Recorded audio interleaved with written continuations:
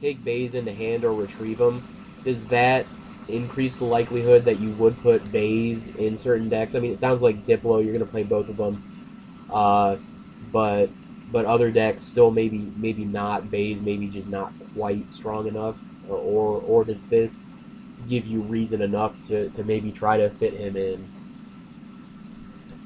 Well, there's a ton of options there, which is awesome, and that's what I like to see. And the light side has had this embarrassment of riches for quite some time, and they just keep getting more and more.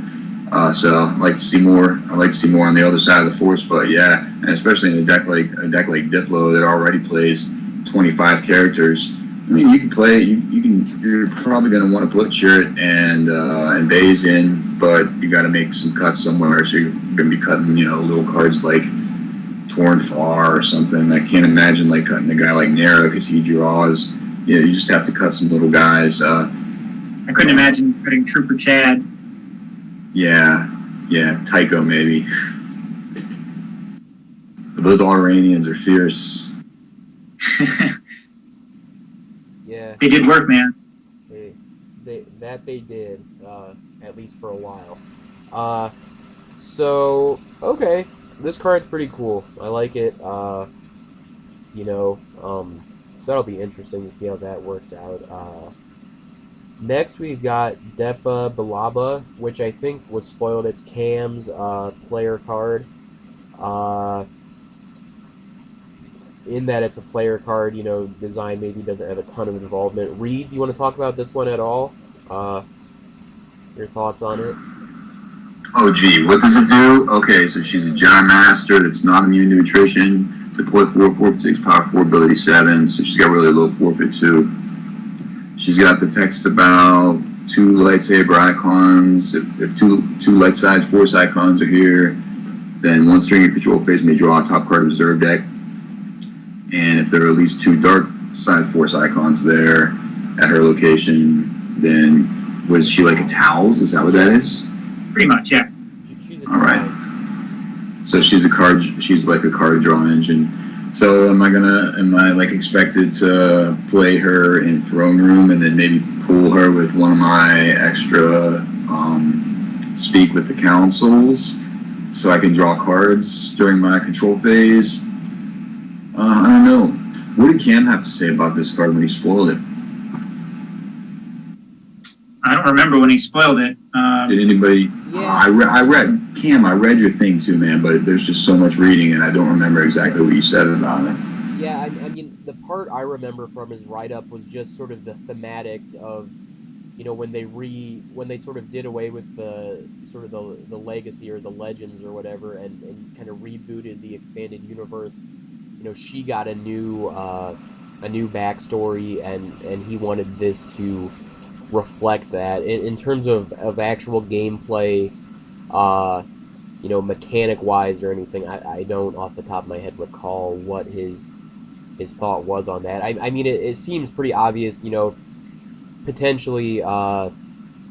There's sort of, you can park her at the Jedi Council chamber or whatever, have her draw cards, that type of thing, or you get the other location that works with her is the city outskirts for whatever deck might play that. Of course, the deck that's most likely to play that is Diplo, and you can't play her because she's episode 1. Right.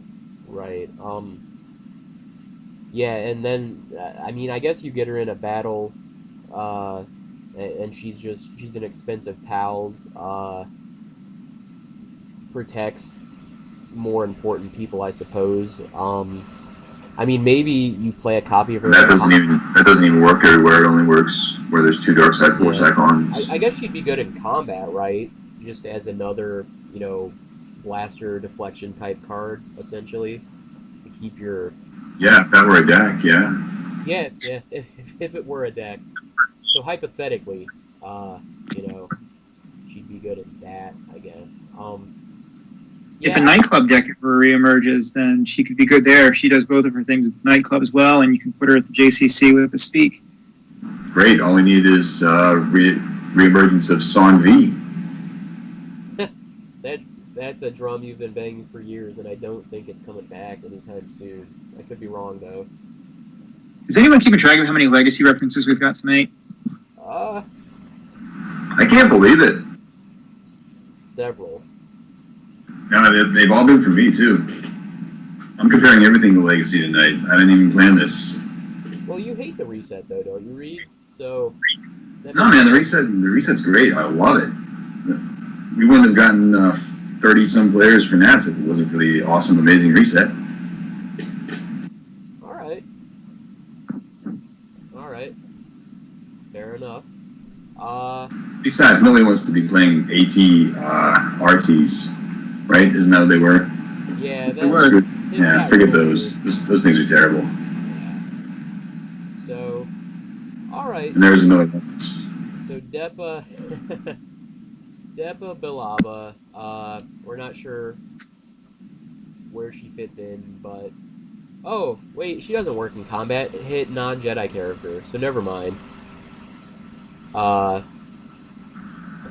Yeah. So. Oh man, now my head explodes trying to think about if she'll save Lando from going to the use pile at the 3-2 side. I don't think she will. Huh. Interesting. But all right. Yeah, I don't think so. Moving right along, we've got Dice Ebigon. He is premier alien, rare 2, so everyone I'm sure has several copies. Power +2 at a Jabba's Palace or indoor site. If just lost, place him in your use pile, so sort of like a mirror of Mayo. If opponent is about to draw Destiny for an interrupt targeting your character here, opponent must first lose a force, then shuffle their reserve deck. Alright, so not really sure where the indoor text comes in. I'm sure there must be some sort of thematic thing. I know this is a player card, as far as that goes. It has to do with them being from a forest planet, if I'm not mistaken. Okay, that's cool. Yeah, so I mean, the most obvious use is probably in a QMC deck to kind of help against Force Lightning. I guess, you know, I'm sure there's some other use cases as well. Reed, maybe any thoughts on other decks besides QMC where this guy, you know, might deserve a spot? No, man, I've just been over here racking my brain trying to come up with some sort of pun where, like, you leave this card on the pillow after, like leaving a girl because you know, like, Dice, I be gone. It just didn't work out. Fair enough. That means we don't have much else to say about the card. Yeah, that's cool. Yeah, I don't know.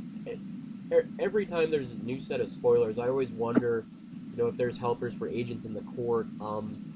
You know, all things being equal, that deck in a few different forms was one that for a couple years there led to a lot of success for, you know, me. I know you Reed, you know, and Nate Meeker, and really the whole crew. You know, first with a bunch of broken aliens, and then just starting Obi-Wan a year later. This one, you know, I can say that this card has inspired design to look into some more agents in the court helpers, and specifically with Florin Lamproids, which is Dice's species. So there is possible something I think comes down the line in the near future. All right, I like. Is this the de facto best rep then, or is there a better rep for light side? I actually want to leave the options open. I want to have a few different reps, a few different good non-unique aliens, so players can kind of choose if they want a deck with each different alien's skill set. So this would be one of the It's really tough to do though, and still make the deck any good at all. Like, isn't there always going to be a clear front runner? If the deck is actually like playable, there's always going to be a clear like best rep. I think that's kind of a debate about how the meta shifts nowadays. You know, we have a lot fewer players than we had in the 90s, so the meta shifts a lot slower. But I could see if there were 3 different aliens that each had their own thing to offer, over time, different builds with different species could come around. Yeah. There's some potential there. It's always, I do not envy you, Matt.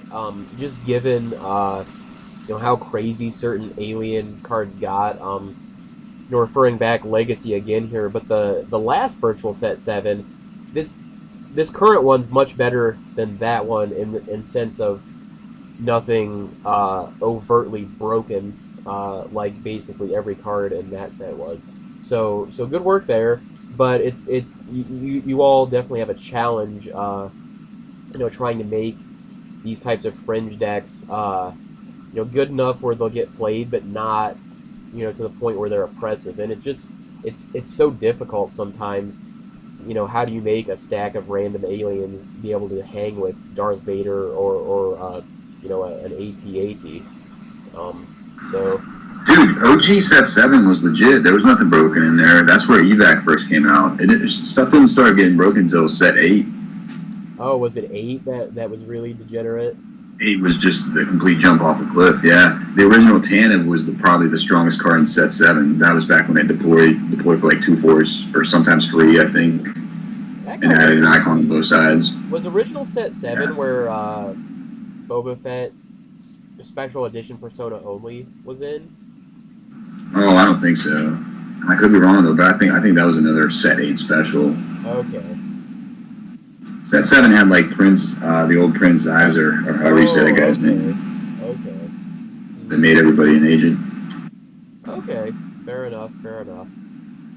Moving along, back to the current set 7, General Leia Organa. Matt, thoughts? So I'm pretty excited for this card too. We've been wanting to make a General Leia since Episode 7 came out. Cool by strike planning, obviously, works with rebel leadership on the ground. And then she's one of the Admiral's orders, suspend people that we talked about earlier. And whenever you initiate a battle with a resistance character, retrieve 1 force, 2 if initiating as the first order character. So she can use Anakin's lightsaber, she can retrieve for initiating with herself or with other resistance guys like Solo or Chewie or Poe. I think she's good, and she's going to get better as we get more resistance guys out. And I really like how she gives you a real option between playing her and Leia Rebel Princess. In what deck does she give you that real option? OA? Is there any other deck? I think, over time, as we might see some more general-oriented builds with strike planning, I think she could see play in a variety of decks. I think I would consider her in Rebel Strike Team. I'd have to think about some more, but I know for sure I'd consider her in OA, like you said. That's what I was thinking about earlier, was what deck this card goes in, because in order for her to overtake Leia RP in OA, you have to initiate like 6 battles if your opponent's not playing first order. Like, Leia RP is a cancel of a drain of 2 and a retrieval of a card that's not retrieval. So that's a 6-card swing. And so in order to get that out of GLO here, you got to retrieve, or you got to initiate 6 different battles and retrieve 1 force and pay for it every time also. So then I started to look at the other text, and of course the Admiral's Orders thing is one of the big things that she does, but that's also counterintuitive with the standard OA play style and game plan, which is to play 3 copies of Combined Fleet Action and use that to pull your combat vehicles, and then limit your opponent to 1 battle destiny in battles at Jakku sites with aforementioned Admiral's Order. So she blocks that out. And then I'm like, wow, I'm really like going out of my way to get this 1 force retrieved for initiating battles, and it only works with resistance characters, which, the next couple of cards that we'll go over here, they're new resistance characters, but we still kind of have a dearth of those. Yeah, so go ahead. You're right in a lot of ways, and I will say we are specifically trying to encourage players to move away from the speeders build. We want to make cards that don't synergize with it, that encourage you to be present at Jakku sites. So I'm hoping that a non-speeders build emerges, and I'm hoping that she's a key part of that. In the speeders build, though, couldn't you just stash her at the Twix and get to keep your Admiral's Order and get the retrieval if you wanted it? No, so the Twix isn't a battleground, so she wouldn't